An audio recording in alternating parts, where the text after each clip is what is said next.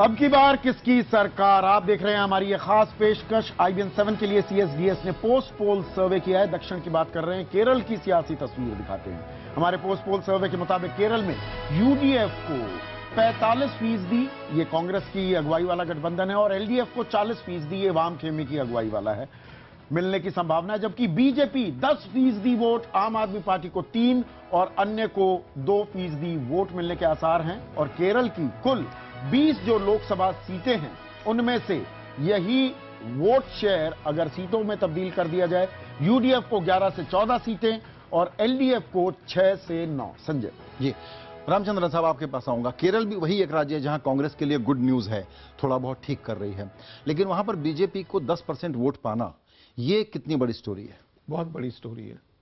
मेरे ख्याल में RSS का एक स्ट्रांग होल्ड नॉर्थ केरला काफी सालों से रहा है, पर वो उसमें लेकिन इलेक्टोरल पॉलिटिक्स में कभी रिलेवेंट नहीं बने। That is true. एक भी सीट वो कन्वर्ट नहीं पाए, बट इस बार उनका वोट परसेंटेज थोड़ा सा बढ़ा है। अब भी शायद कोई सीट ना कन्वर्ट हो, पर द फैक्ट इज कि वो एक अपना प्रेजेंस उन्होंने जमा लिया है साउथ में। देखिए, अगर आप तमिलनाडु में ब्रेक थ्रू कर सकते हैं, कर्नाटका में तो एक्सपेक्टेड था ही, और अगर तमिलनाडु में आपके पास कुछ 4-5 सीट आपके गठबंधन के साथ बन भी जाता है, मेरे हिसाब से बहुत बड़ा ब्रेक थ्रू था। इतने साल में 130 सीट थे दक्षिण से, और उनको एक भी सीट नहीं मिला।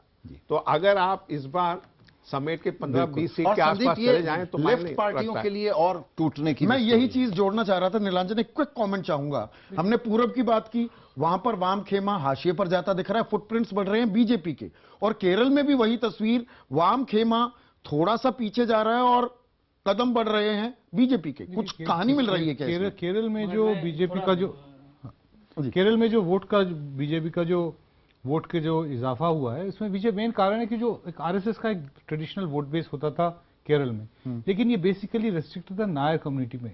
ये पहली बार ये है कि इस पूरे कैंपेन के दौरान हमने देखा कि बीजेपी कॉन्शियसली बैकवर्ड कम्युनिटी में रीच करने की कोशिश करी थी, जिसके बारे में काफी जो पुराने जो कंजर्वेटिव जो लोग थे, जो संघ के साथ पहले से जुड़े हुए थे, उन लोगों के डाउट्स थे कि आप लोग क्यों अपना सोशल बेस को बिल्कुल। सर, टाइम खत्म है। सहबाल, आपको जोड़ना चाहते हैं? एक हम पॉइंट रखना चाहेंगे कि केरला में बीजेपी हरदम स्ट्रांग रही है, उसका अराउंड 10% रहा है। इट्स नॉट दैट कि कोई ये जो फिगर आप दिखा रहे हैं कोई नया बात है। दूसरा चीज है, डबल डिजिट में नहीं जा पाते थे, 6-7 नहीं, अराउंड 10% रहता था। एक दूसरा चीज है कि CPM जो गौड़ी अम्मा को जो मार्जिनलाइज किया, तो जो उनका जो कास्ट का जो बेस है, उसमें घुसने का बहुत कोशिश किया बीजेपी, बट उसके बावजूद भी कोई ड्रामेटिक चेंज नहीं हो